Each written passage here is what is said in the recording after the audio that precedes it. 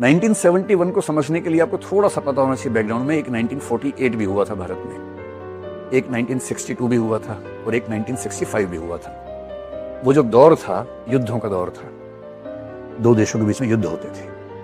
मैं उम्मीद कर रहा हूं कि आपको पता होगा कि इनमें से एक युद्ध चीन के साथ हुआ था और 3 पाकिस्तान के साथ हुए थे। चीन के साथ कौन सा हुआ था? 1962 वाला साइनो इंडिया वॉर या इंडिया चाइना वॉर, जो भी इसको आप कहना चाहिए।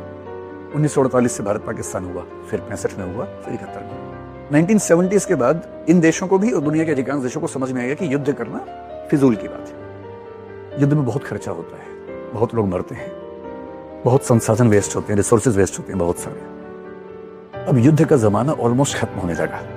मैं जानता हूं कि आप जानते हैं कि आज भी युद्ध हो रहे हैं, रशिया यूक्रेन के बीच में हो ही रहा है। और आप एक तरह से कह सकते हैं कि जो इजराइल और हमास के बीच में है वो भी आप कह सकते हैं कि युद्ध ही हो रहा है। लेकिन जनरली युद्ध खत्म होने लगे और लोगों ने क्या किया कि प्रॉक्सी वॉर जैसी चीजों का सहारा लेना शुरू किया। प्रॉक्सी वॉर का मतलब युद्ध नहीं करेंगे, चुपके से जाके मार के आ जाएंगे, या विचारधारा के माध्यम से कुछ कर देंगे, या कुछ ऐसा करेंगे कि इम्पैक्ट वैसा आ जाए, पर वॉर नहीं करेंगे।